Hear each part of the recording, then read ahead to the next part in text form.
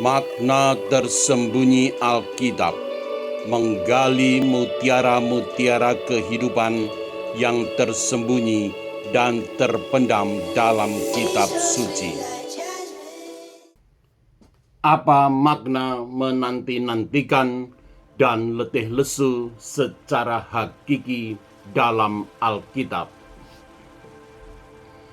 Rabu 10 Desember 2025. Datang dan diberi kekuatan. Di tengah pencarian dan persiapan Advent, dua undangan terdengar. Yang menanti-nantikan Tuhan akan mendapat kekuatan baru, dan datanglah kepadaku kamu yang letih lesu. Apa sebenarnya makna menanti-nantikan dan letih lesu dalam Alkitab? Selamat datang di channel Makna Tersembunyi Alkitab.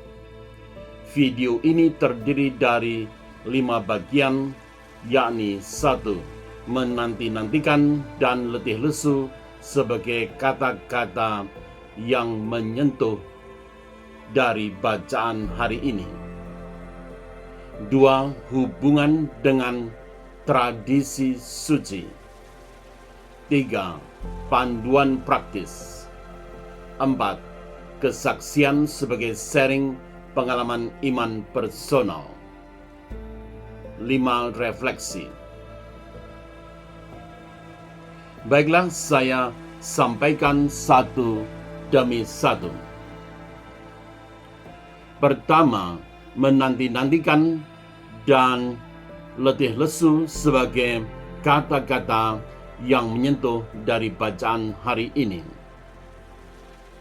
Dari Yesaya bab 40 ayat 31, kata Ibrani Yeklef Kalaf yang berarti mengganti, memperbaharui, melewati. Hal ini menggambarkan suatu proses transformasi di mana kekuatan lama diganti dengan yang baru, seperti burung Raja Wali yang mengganti bulu lamanya untuk terbang lebih tinggi. Penantian kepada Tuhan bukan bersifat pasif, tetapi bersifat aktif, percaya akan pembaharuan dari Tuhan.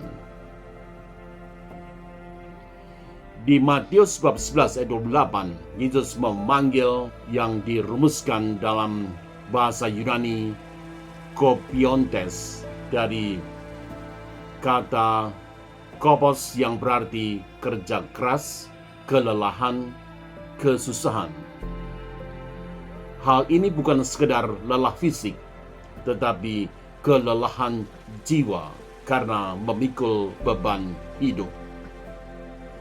Yesus mengenali beban kita dan mengundang kita untuk datang kepadanya dengan menelusuri kata-kata menanti-nantikan dan letih lesu melalui bahasa aslinya. Tersebut diharapkan bisa membantu untuk memahami isi bacaan secara mendalam dan reflektif. 2. Hubungan dengan tradisi suci.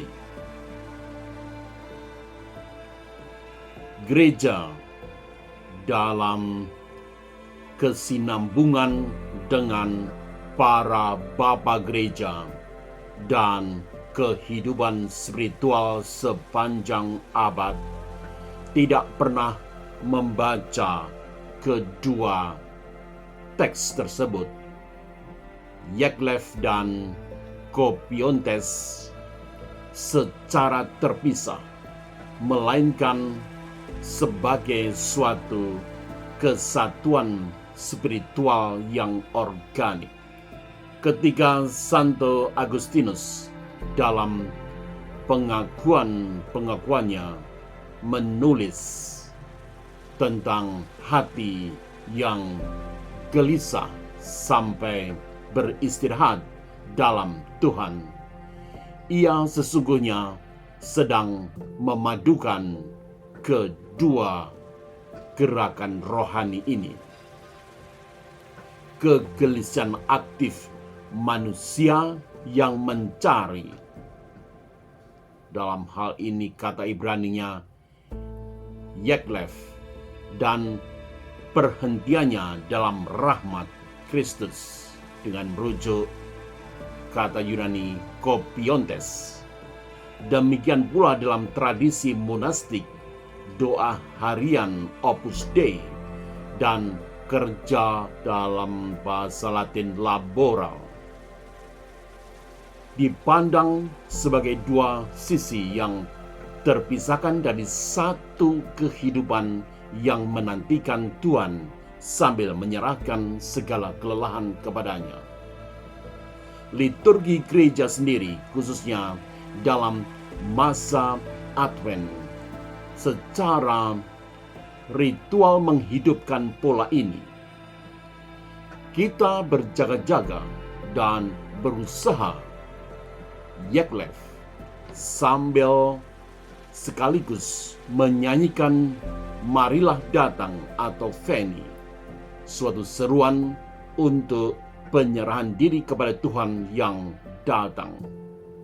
Dengan demikian, hubungan antara menantikan Tuhan dengan aktif dan datang kepadanya dalam keletihan bukanlah penafsiran pribadi, melainkan pola iman yang diwarisi, dirayakan, dan dihidupi oleh gereja sebagai bagian dari tradisi suci yang hidup, sebuah warisan yang membantu umat memahami keseluruhan misteri keselamatan dalam Kristus. 3 pedoman praktis dalam konteks Advent. Di masa Advent ini, kita diajak untuk Yeklef, menanti dengan harapan aktif bahwa Tuhan akan memperbaharui kekuatan kita, bukan sekedar menunggu. Dalam konteks kopientes, ini berarti berani mengakui kelelahan kita, lalu membawa beban itu kepada Yesus. Advent bukan saat untuk membebani diri dengan tuntutan rohani tambahan, melainkan saat datang dan diberi kekuatan baru. 4. Kesaksian sebagai sharing pengalaman iman pribadi. Dalam perjalanan iman, kita seringkali diberi analogi menyelesaikan pertandingan atau menjaga iman sampai akhir. Saya menemukan gambaran nyatanya justru di pengalaman akademik saya ketika studi S1. Ketika saya studi S1 di Fakultas Hukum Universitas Gadjah Mada, setelah saya lulus semua mata kuliah, saya masuk fase menulis skripsi, sebuah proses yang membutuhkan kedisiplinan untuk datang setiap minggu atau beberapa hari tertentu menurut kesepakatan dengan pembimbing, baik datang ke meja belajar, datang ke sumber-sumber tertentu, khususnya datang ke bimbing itu sendiri. Ini merupakan bentuk datang yang aktif, penuh komitmen. Ketika hari wisuda tiba dan saya menyaksikan ayah dan ibu, kedua orang tua kandung saya, hadir dengan wajah penuh syukur, saya merasakan suatu pembaharuan kekuatan yang luar biasa. Letih selama berbulan-bulan dalam menyusun skripsi seakan terbayar lunas dalam sukacita yang tidak terkatakan. Saya percaya inilah yang Tuhan ingin ajarkan dalam tema datang dan diberi kekuatan. Pada waktunya, Tuhan akan menghadirkan orang tua, simbol kasih dan dukungan untuk menguatkan dan menyemangati Anda kembali. Datanglah dulu dengan setia pada proses yang ada di depan kita masing-masing. Maka di waktunya lah Tuhan akan memberikan kekuatan baru, seringkali melalui kehadiran dan dukungan orang-orang yang dikaruniakannya di sekitar kita. 5. Refleksi. Jika hari ini Anda pecinta channel Makna Tersembunyi Alkitab sedang dalam proses menyelesaikan skripsi hidup atau tesis hidup atau disertasi hidup, entah itu dalam pekerjaan, pelayanan, baik itu pelayanan dalam masyarakat luas atau pelayanan gereja, pergumulan pribadi, tugas di sekolah atau kampus, dinamika organisasi, tugas pemerintahan, tugas diplomatik di luar negeri, baik itu di negara sahabat atau tugas diplomatik di organisasi internasional. Ingatlah, setiap aktivitas datang yang Anda lakukan dengan setia tidak pernah sia-sia. Marilah datang dan biarlah Tuhan memperbaharui kekuatan kita. Semoga renungan ini menjadi 1. Kekuatan baru bagi yang lelah. 2. Harapan bagi yang menanti. Sebagai penutup,